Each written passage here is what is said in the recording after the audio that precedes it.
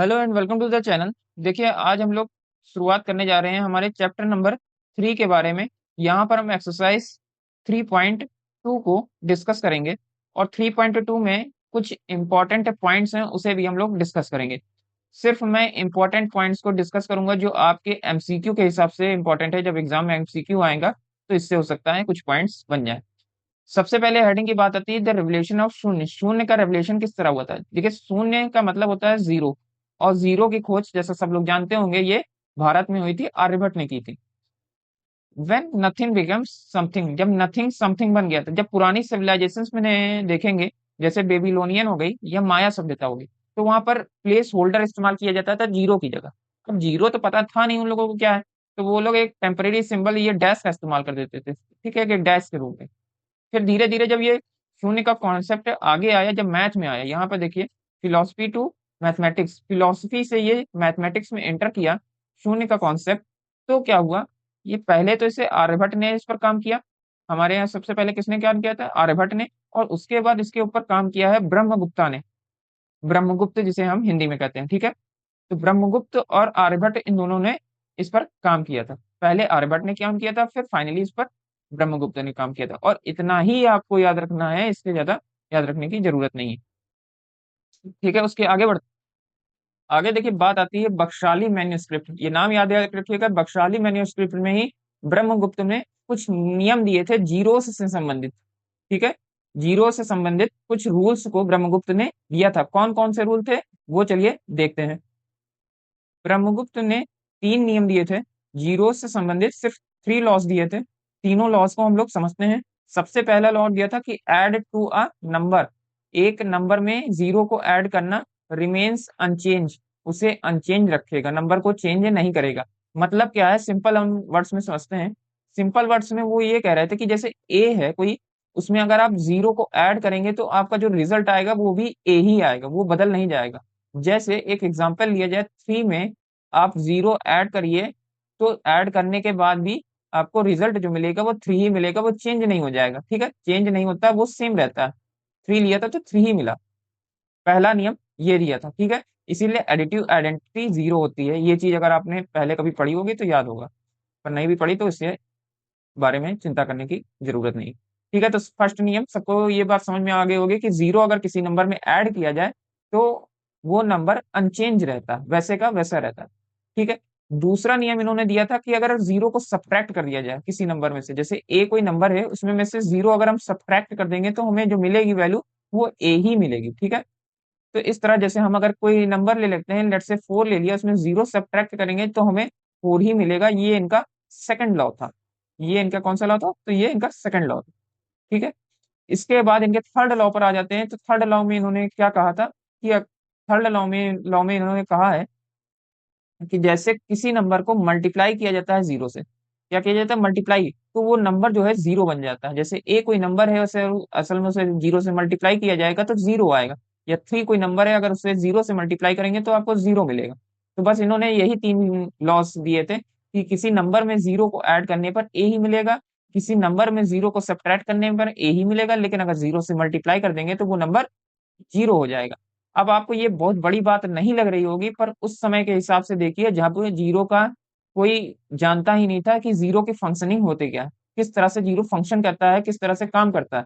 तब वो ये 3 लॉस दिए थे, तो ये बहुत बड़ी बात हुई, ठीक है। इसके बाद आगे चलते हैं। हमारा जो एक मेन और इम्पोर्टेंट पॉइंट है, हालांकि इसके बारे में भी कई लोगों ने पढ़ा होगा जब आपने इंटीजर्स पढ़े होंगे। अब इंटीजर्स जिन भी बच्चों ने पढ़ रखा है उनके लिए ये आसान होगा।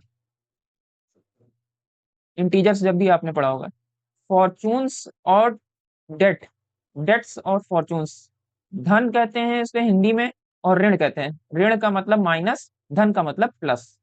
इससे याद रखिएगा, धन का मतलब होता है प्लस और ऋण का मतलब माइनस। फॉर्चून्स का मतलब होता है पॉजिटिव नंबर्स, पॉजिटिव नंबर या वेल्थ और एसेट जो आपको मिला हो। और डेट का मतलब होता है, डेट का मतलब ही होता है कर्जे से, मतलब आपसे जो चीज चली गई हो, तो नेगेटिव नंबर्स, ठीक है। अब देखिए, आपने नंबर लाइन तो पता ही होगी, इसमें बीच में जीरो होता है, इस साइड जो होते हैं वो सबके सब पॉजिटिव इंटीजर्स होते हैं, दूसरी साइड जो होते हैं वो सबके सब निगेटिव इंटीजर्स होते हैं। जीरो ना तो पॉजिटिव होता है ना ही निगेटिव होता है, इसे न्यूट्रल कह सकते हो। जीरो को हम लोग न्यूट्रल कह सकते हैं। न्यूट्रल, एक एक न्यूट्रल नंबर है। जीरो कैसा नंबर है? तो न्यूट्रल एक नंबर एक की तरह देखा जा सकता है कि जीरो ना भी पॉजिटिव है ना ही निगेटिव है। इस तरफ लाइन के पॉजिटिव नंबर होते हैं जिसे फॉर्चून्स कहते हैं, हिंदी में इसे धन भी कहा जाता है, धन। ठीक है, धन या पॉजिटिव इंटीजर्स। और इधर होते हैं निगेटिव इंटीजर्स, जिन्हें निगेटिव इंटीजर्स तो कहते हैं, इन्हें डेट भी कहा जाता है या तो ऋण। ऋण के ऋण आयन जब हिंदी में पढ़ेंगे तो इससे कहा जाता है ऋण आयन और धन आयन। उसी का धन ले लिया गया है और ऋण ले लिया गया, ये हिंदी से आए, ऋण और धन। ठीक है, इतनी सी बात हमारी पूरी हुई। आगे बढ़ते हैं, मेन हमारा जो टॉपिक है जो हमारे क्वेश्चंस में भी हमें हेल्प करेगा वो यही है।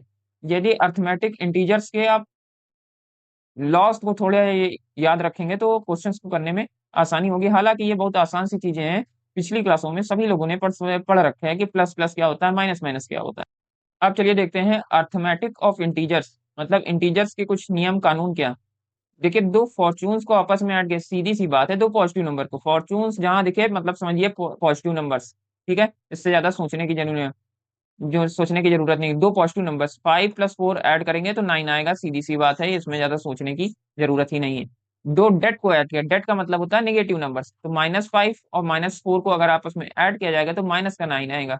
सब जानते हैं कि प्लस और माइनस का साइन, प्लस माइनस माइनस हो जाता है, और माइनस माइनस प्लस हो जाएगा, मतलब 9 आ जाएगा और माइनस का 9 आ जाएगा। ये चीज आप पहले भी कर चुके होंगे छोटे क्लासों में। फिर बात आती है कि किसी किसी पॉजिटिव नंबर में से जीरो सब्ट्रैक्ट किया जाता है तो वही नंबर आ जाता है, और अगर किसी निगेटिव नंबर से भी जीरो को सब्ट्रैक्ट करेंगे तो निगेटिव नंबर ही आएगा। यहाँ माइनस लगा हुआ है, यहाँ 6 लिखा हुआ है, माइनस का 6 आएगा। माइनस के 6 में से अगर जीरो सब्ट्रैक्ट करेंगे तब भी माइनस का 6 ही आएगा, ये बात याद रखिएगा, ये चीज गलत मत करिएगा, इसमें साइन चेंज कर दें। माइनस से 6 में से भी सब्ट्रैक्ट करने पर -6 ही आता है, और प्लस के 7 में से भी प्लस का कोई नंबर है उसमें से जीरो सब्ट्रैक्ट करेंगे तो प्लस का ही आएगा। उसके बाद नेक्स्ट पॉइंट, फोर्थ पॉइंट की बात करते हैं। जब माइनस के किसी डिजिट से प्लस का डिजिट मल्टीप्लाई किया जाता है तो जो रिजल्ट आता है वो माइनस का ही आता है, ये बात याद रखिएगा। माइनस का 3 है, उसमें में से 4 का जब मल्टीप्लाई किया जाएगा तो माइनस का 12 आएगा। फिर यहाँ पर क्या होगा, जब प्रोडक्ट किया जाता है टू माइनस की चीजें, डेट का प्रोडक्ट किया जाता है टू माइनस के नंबर का तो पॉजिटिव आ जाता है। ये चीज थोड़ा सा सोचने के में आपको डिफिकल्ट लगेगी कि यहाँ पर डेट था, ये कर्ज था, और ये पॉजिटिव था तो ये निगेटिव वापस कैसे हो गए। असल में कह रहे हैं कि जो ये 3 ये डेट है, ये -3 का ये जो कर्जा है, ये 4 बार उसने लिया। तो -3 का कर्जा अगर कोई 4 बार, हमें कहते हैं -3 और 3 रुपए 3 रुपए करके ऐसे उधारी लिया मैंने 4 बार तुमसे, तो टोटल उधारी हमारी कितनी होगी? -12, वही चीज हो रही है। बस इतना रूल याद रखना है, बाकी इसमें ज्यादा कुछ समझने की जरूरत भी नहीं। माइनस का एक डिजिट होगा, एक प्लस का डिजिट होगा, आपस में मल्टीप्लाई होगा तो माइनस का डिजिट ही आएगा। ठीक है, और माइनस माइनस के 2 डिजिट्स होंगे, आपस में मल्टीप्लाई होगा तो पॉजिटिव नंबर दे देंगे। बस इतनी सी बात याद रखिए, बहुत है। अब चलते हैं हम अपनी मेन एक्सरसाइज पर। चैप्टर के इंट्रोडक्शन में कुछ खास था नहीं, लेकिन जो मेन चीज बताने का था तो मैंने बता दिया। क्वेश्चन शुरू करते हैं फर्स्ट क्वेश्चन से। अब देखते हैं कि 3.2 की एक्सरसाइज के पहला क्वेश्चन क्या क्या रहा। 3.2 में पहला क्वेश्चन देखिए क्या रहा है। The temperature at high altitude desert of Ladakh, desert ही कहा जाता है क्योंकि वो सूखा रेगिस्तान है, भले ही वो ठंडा है लेकिन ठंडा रेगिस्तान उसे कहा जाता है। जैसे गर्म रेगिस्तान है थार, उसी तरह ठंडा रेगिस्तान है लद्दाख। कई बार ये बात आ जाती है, लोग इसे रेगिस्तान नहीं समझते, समझते हैं कि कोई ऐसी पहाड़, मतलब पहाड़ तो है लेकिन ये रेगिस्तानी पहाड़ है, ठंडा रेगिस्तान इसे कहा जाता है। ठीक है, वहां जो है क्योंकि यहाँ भी ज्यादा पेड़ पौधे नहीं होते हैं। यहाँ पर जो है टेम्परेचर जो रिकॉर्ड किया जाता है 4 डिग्री सेल्सियस, क्योंकि पहाड़ी एरिया ऊंचाई पर है तो temperature 4 degree Celsius at noon. Noon का मतलब है दोपहर में, यहाँ पर टेम्परेचर 4 डिग्री सेल्सियस रिकॉर्ड किया जा रहा है। मिड नाइट में ये टेम्परेचर ड्रॉप हो जाता है 15 डिग्री सेल्सियस से, आधी रात में ये 15 डिग्री और कम हो जाता है। तो बताते हैं कि मिड नाइट में टेम्परेचर कितना बचा। ठीक है, चलिए इसे सॉल्व करते हैं। अब देखिए, क्वेश्चन में हमें बताया गया था कि जो टेम्परेचर है वो नून में टेम्परेचर कितना है, 4 डिग्री सेल्सियस। तो लिखते हैं सबसे पहले टेम्परेचर जो हमें दिया गया है वो है 4 डिग्री सेल्सियस। फिर उन्होंने कहा कि टेम्परेचर ये ड्रॉप हो जाता है मिड नाइट में, मतलब आधी रात को टेम्परेचर कम हो जाता है। कम होकर कितना बचता है, तो कितना कम होता है, पहले 15 डिग्री सेल्सियस कम होता, कम हो रहा है तो इस ये माइनस में होगा। हमेशा याद रखिए टेम्परेचर अगर कम होता है तो वो माइनस में होता है, तो इसे माइनस में लिखा जा सकता है। आप कह रहे थे कि मिड नाइट में हमें टेम्परेचर बताना है कि मिड नाइट में टेम्परेचर कितना है। तो मिड नाइट में कैसे निकालेंगे? सीधा सिंपल सा तरीका है, हमारा 4 पॉजिटिव होगा क्योंकि नून का टेम्परेचर था, और उसके बाद 15 डिग्री सेल्सियस में कम हो गया था, तो कम होने के लिए माइनस का साइन, और कितना कम हुआ है तो 15 डिग्री सेल्सियस। जब सब्ट्रैक्ट करेंगे तो हमारा आंसर कितना आएगा? ये आएगा 11 आएगा, वो भी माइनस का 11 आएगा, क्योंकि एक डिजिट ये माइनस की, प्लस माइनस माइनस होता है, साइन उसका लगता है जो डिजिट बड़ी होती है। तो यहाँ पर बड़ी डिजिट 15 थी, इस वजह से उसका साइन लगा, -11 डिग्री सेल्सियस। ये हमारा आंसर हो जाएगा, सिंपल सा क्वेश्चन। ठीक है, अब चलते हैं हम अपने नेक्स्ट क्वेश्चन की। अब देखते हैं क्वेश्चन नंबर 2 क्या कह रहा है। क्वेश्चन नंबर 2 कह रहा है कि एक स्पाइस ट्रेडर है, मसालों का व्यापारी है, जिसने लोन लिया, डेट लिया। अब डेट लिया है तो ये निगेटिव में नंबर होगा, सीधी सी बात है। नेक्स्ट डे वो क्या करता है? प्रॉफिट बनाता है, फॉर्चून जिसे कहा है, मतलब ये नंबर पॉजिटिव में होगा। ठीक है, द फॉलोइंग वीक्स ही, जो उसी हफ्ते में उसे लॉस होता है कितने का? फिर से वो लॉस कर रहा है, 450 रुपीज का फिर से लॉस कर रहा है, मतलब ये निगेटिव होगा। हमें राइट करना दिस सीक्वेंस, सीक्वेंस को एक इक्वेशन के रूप में राइट करना है, यूजिंग इंटीजर्स, इंटीजर्स का इस्तेमाल करके एक सीक्वेंस के रूप में राइट करना है, और बताना है कि फाइनल उसकी जो स्टेटस है, स्टैंडिंग का मतलब होता है फाइनल स्टेटस उसका ट्रेडर का क्या है, उसे प्रॉफिट हुआ है या वो अभी भी लॉस में। तो चलिए इसे सॉल्व करते हैं। सबसे पहले यहाँ पर जो जो चीज दी है एक एक करके सबको लिख लेते हैं। सबसे पहले उसका ट्रेडर का लॉस कितना था, लोन कितना लिया था। उसने पहले लोन लिया था, कितने का डेट लिया था? तो वो 850 रुपए का उसने लोन ले रखा, तो 850 रुपये लोन हो गया। देखिए 850 रुपये उसका लोन हुआ है। अभी यहाँ पर ध्यान दीजिएगा, 850 रुपये लोन हुआ है, लेकिन ये जो लोन है ये निगेटिव में होगा। क्यों निगेटिव में होगा? क्योंकि यहाँ पर डेट है, डेट हमेशा निगेटिव साइन के साथ आता है। फिर उसने क्या किया था? फिर उसने प्रॉफिट किया था, फॉर्चून प्रॉफिट किया था, कितने का? 1200 रुपये का प्रॉफिट किया। तो 1200 रुपये जो हमारा आएगा वो पॉजिटिव में लिखा जाएगा। उसके बाद लॉस किया था, फिर से लॉस किया उसने, तो कितने का लॉस किया है? यहाँ पर देखेंगे तो लॉस किया है उसने 450 का, तो यहाँ पर लिख देंगे 450। 450 का उसने लॉस किया, और हमेशा मैंने कहा डेट हो या लॉस हो, वो ऑलवेज निगेटिव साइन के साथ आते हैं, तो हमने वो निगेटिव साइन के साथ लिख दिया। अब रिक्वायर्ड सीक्वेंस क्या था? यहाँ पर पूछ रहे थे कि ना रिक्वायर्ड सीक्वेंस के फॉर्म में लिख दीजिए, तो बस रिक्वायर्ड सीक्वेंस जो दिया गया उसके फॉर्म में लिख देना है। पहला क्या है हमारा डिजिट? तो माइनस का 850 है, फिर प्लस कर देना उसमें क्या?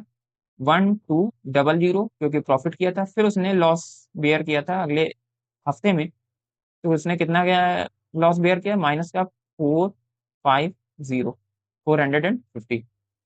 आप सभी को कैलकुलेट कर लीजिए, आंसर आ जाएगा। सबसे पहले हम किस तरह कैलकुलेट करें? तो ये माइनस का डिजिट है, ये प्लस का डिजिट है, प्लस माइनस माइनस होता है। तो 1200 में से 850 सब्ट्रैक्ट करेंगे तो क्या आएगा? 1200 में से 850 जब आप सब्ट्रैक्ट करेंगे तो ये आएगा 350। ठीक है, माइनस का आएगा 450, एज इट इज हमने लिख दिया। 350 में से 450 जब सब्ट्रैक्ट करेंगे तो हमारा आएगा 100। लेकिन 100 हमारा, देखिए यहाँ पर 450 बड़ा, जो बड़ा होता है अपना साइन वही देता है। ये बात याद रखिएगा कि जो बड़ा होता है वही अपना साइन देता है। तो प्लस माइनस माइनस हो जाएगा तो 100 आ जाएगा।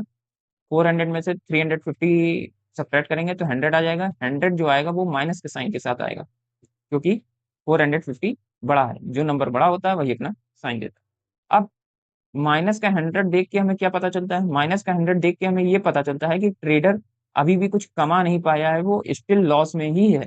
कितने लॉस में है? तो वो 100 रुपीज के लॉस में अभी भी है। तो यहाँ एक लाइन आखिरी में लिख देंगे। यहाँ पर देखिए मैंने लिख दिया, trader is in 100 rupees loss. Trader जो है अभी भी 100 रुपए के घाटे में ही रहेगा। फिर आगे हम चलते हैं अपने नेक्स्ट क्वेश्चन की ओर। अब देखते हैं क्वेश्चन नंबर 3 को किस तरह सॉल्व करेंगे। तो क्वेश्चन नंबर 3 को सॉल्व करने के लिए ब्रह्मगुप्ता के लॉ से सॉल्व करने को कहा गया। पर मैं कहता हूँ सिर्फ आप 3 चीजें याद रखिए कि मल्टीप्लाई में प्लस माइनस का जब मल्टीप्लाई होता है तो हमें माइनस का साइन मिलता है, और माइनस प्लस का जब मल्टीप्लाई होता है तब भी हमें माइनस का साइन मिलता है, और जब प्लस और प्लस का जब मल्टीप्लाई होगा तो हमें प्लस का साइन मिलेगा। ये आप याद रखेंगे तो आसानी से आप मल्टीप्लाई कर पाएंगे, कोई दिक्कत नहीं होगी अगर आप इतना सिर्फ याद रखें।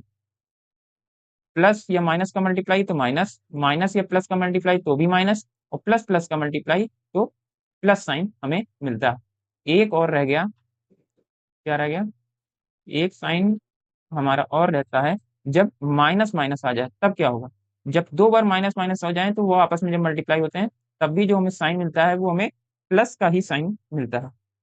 ठीक है, इतना आप दिमाग में रख लीजिए, आपका कोई क्वेश्चन नहीं फंसेगा। चलिए सॉल्व करना शुरू करते हैं। सबसे पहला यहाँ पर देखिए क्वेश्चन क्या कह रहा था, सबसे पहला क्वेश्चन ये है। तो सबसे पहला पॉइंट में जो क्वेश्चन वो कह रहा था कि -12 को आपको मल्टीप्लाई करना है, -12 को मल्टीप्लाई करना है 5 से। तो क्या होगा, -12 को जब आप मल्टीप्लाई करेंगे तो एक माइनस में है एक प्लस में, एक माइनस और एक प्लस, ये वाला नियम हमारा अप्लाई होगा। सेकंड वाला, एक माइनस एक प्लस, तो रिजल्ट क्या आता है, रिजल्ट हमारा माइनस ही आता है। तो 12 5 जा 60 होता है और रिजल्ट जो आएगा वो हमारा माइनस में ही आएगा। यही हमारा आंसर हो गया। ठीक है, पहला हो गया। सेकंड पार्ट में देखते हैं क्या, तो सेकंड पार्ट में है माइनस का 8 और माइनस का 7। यहाँ देखिए दो बार माइनस का अगर मल्टीप्लाई किया जाता है तो प्लस साइन आता है, दो बार माइनस का मल्टीप्लाई प्लस का साइन दे देगा। तो क्या होगा, माइनस का 8 और माइनस का 7 का जब मल्टीप्लाई होगा तो वो आएगा 8 7 जब 56 होता है, 56 जो आएगा हमारा प्लस का साइन का के साथ आएगा। ये हमारा आंसर हो गया। Third part, 0 minus -14। ठीक है, अब देखिए सोल्यूशन में क्या कह रहा है कि 0 है, माइनस का साइन जब अंदर जाएगा तो मल्टीप्लाई होगा माइनस के साइन से। ये जो बीच में ये जो माइनस का साइन है जब ये अंदर जाएगा ब्रैकेट के अंदर तो मल्टीप्लाई होगा माइनस के साइन के साथ। तो माइनस माइनस क्या बना देगा, दो माइनस के साइन का जब भी मल्टीप्लाई होता है वो क्या बनाते हैं, प्लस का साइन बना देते हैं। तो माइनस माइनस यहाँ पर प्लस हो जाएगा, प्लस का 14 हो जाएगा। 14 में जब जब जीरो ऐड करेंगे, ब्रह्मगुप्त ने कहा था जब 14 में या किसी भी नंबर में जीरो ऐड करोगे तो वो नंबर अनचेंज रहता है। ठीक है, उसके बाद 4 नंबर में क्या कह रहे हैं, 20 को हम लोग डिवाइड कर रहे हैं किससे, 4 से। 20 को जब 4 से डिवाइड करेंगे तो क्या आएगा, तो माइनस का 20 है, उसे हम लोग डिवाइड कर रहे हैं 4 से। 4 से जब 20 को काटेंगे 4 5 जा 20 आ जाएगा। यहाँ पर आएगा क्या, यहाँ पर आएगा माइनस का 5 आंसर। ठीक है, इतने आसान से क्वेश्चन थे। अब चलते हैं हम अपने नेक्स्ट क्वेश्चन की। अब इस क्वेश्चन को थोड़ा ध्यान से समझिएगा, ये क्वेश्चन समझने में थोड़ा डिफिकल्ट होगा तो इससे थोड़ा सा ध्यान से समझेंगे। क्या है कि सबसे पहले सोल्यूशन में कह रहे थे, क्या कह रहे थे, कह रहे थे कि आपको बताना क्या है कि एक्सप्लेन करना रियल वर्ल्ड का एग्जांपल देते हुए कि अगर किसी डेट है आपके ऊपर, डेट में क्या किया जाता है, subtract a negative number from the same as adding positive number. यहाँ पर एक एग्जांपल दिया गया है कि ये ऐड हो रहा है, भले ही हम सब्ट्रैक्ट कर रहे हैं एक -5 को लेकिन ऐड होकर ये 15 हुआ जा रहा है। ये चीज का एक एग्जांपल देकर बताना है। पहले इस लाइन का मतलब समझ लीजिए, why subtracting a negative number is same as adding a positive number. इसका मतलब क्या हुआ, इसका मतलब ये कह रहे हैं जैसे 10 है, 10 में से कोई एक निगेटिव नंबर सब्ट्रैक्ट करते हैं, -5 करते हैं, तो क्या होता है कि ये माइनस माइनस का साइन, अभी अब मैंने बताया था कि माइनस माइनस का साइन मल्टीप्लाई होता है तो क्या होता है, ये पॉजिटिव बना देता है। तो पॉजिटिव का 10 हो जाएगा और ये 5 हो जाएगा। 10 में से 55 को ऐड करेंगे क्या आ जाएगा, 15 आ जाएगा। ठीक है, और सेम प्रोसेस होता है जब आप 10 में 5 को सीधे डायरेक्ट ऐड का साइन लगा के ऐड कर देंगे तब भी तो 15 ही आता है। तो बस यही बात इस लाइन में कह रहे हैं कि तो नेगेटिव नंबर को सब्ट्रैक्ट करना सेम है किसी पॉजिटिव नंबर को किसी नंबर में ऐड करने के। ठीक है, अब हमें इसी चीज को समझाना है कोई रियल वर्ल्ड का एग्जाम्पल देते हुए। अब देखिए मैंने एक सिचुएशन को एज्यूम कर लिया है। क्या सिचुएशन एज्यूम कर लिया है, हम एक किराना स्टोर पर हैं। ठीक है, आप जैसे किराना स्टोर पर जाते हैं, कोई सामान खरीदते हैं, कभी कभी कहते हैं कि हम 5 रुपए बाद में देंगे, अभी हमारे पास नहीं है। ठीक है, तो किराना स्टोर पर जब हम गए तो 5 रुपए हमारे उधारी थे उस किराना स्टोर पर, किराना स्टोर पर हमने 5 रुपए उधारी दिए थे। लेकिन अभी जो हमारे पास अकाउंट में हमारे जो वॉलेट में पैसा कितना है, तो हमने एज्यूम किया अभी हमारे पास वॉलेट में 10 रुपए है। कितना रुपए है, 10 रुपए है क्योंकि हमारे अकाउंट में इस समय हमारे वॉलेट में पैसा इतना है तो इसलिए हमने 10 को पॉजिटिव लिखा है। अब चूंकि किराना स्टोर पर हमारा उधार पड़ा हुआ है, कितने का उधार पड़ा हुआ है, तो -5 का उधार पड़ा हुआ है। क्योंकि उधार है, डेट हमेशा माइनस में लिखा जाता है, इसलिए मैंने माइनस में यहाँ पर लिखा हुआ है। ठीक, अब कह क्या रहे हैं कि मैंने, ओनर ने क्या किया, जो किराना ओनर था, शॉप का ओनर था, उसने क्या किया, फॉरगिव कर दिया या कैंसिल कर दिया आपका जो डेट था, वो किराना स्टोर मालिक ने माफ कर दिया। तो माफ करने से क्या हुआ कि आपका इफेक्टिव जो अमाउंट है वो बढ़ जाएगा। किस तरह बढ़ जाएगा कि आपका पहले तो 10 रुपए थे आपके पास, ठीक है, अब 10 में से माइनस कर देना, क्योंकि हटाया जा रहा है ना, कोई चीज हटाई जाती है तो माइनस का साइन लगता है। क्या हटाया जा रहा है, तो -5 का डेट आपके ऊपर से हटाया जा रहा है, ठीक है। 10 रुपीज आपके पास पहले से थे, उसमें में से हटाया जा रहा है, फॉरगिव कर रहा है, हटा रहा है। क्या हटा रहा है, तो -5 का आपके ऊपर जो डेट था उसे हटा रहा है। तो माइनस माइनस क्या हो जाएगा, यहाँ पर जो ये माइनस का साइन है ये अंदर के माइनस के साइन से जाके मल्टीप्लाई हो जाएगा, तो माइनस माइनस प्लस हो जाएगा। तो माइनस माइनस प्लस हो जाएगा और ये प्लस का 5 बन जाएगा, और 10 में 5 ऐड करेंगे तो 15 हो जाएगा। तो इफेक्टिव जो आपके पास इस समय मनी है वो कितनी हो जाएगी, वो 15 हो जाएगी, क्योंकि आपको 5 रुपए का सामान तो मिला ही मिला। सामान तो जो आपने लिया होगा तो वो 5 रुपए का लिया ही होगा, वो आपके ही पास होगा। तो इफेक्टिव आपके पास अमाउंट है 15 का माना जाता है, ठीक है। तो यही चीज को यहाँ पर समझा रहे थे, जो एक एग्जाम्पल देकर आप इस तरह एक समझा सकते हैं, ज्यादा बड़ा एग्जाम्पल नहीं, छोटा सा एग्जाम्पल।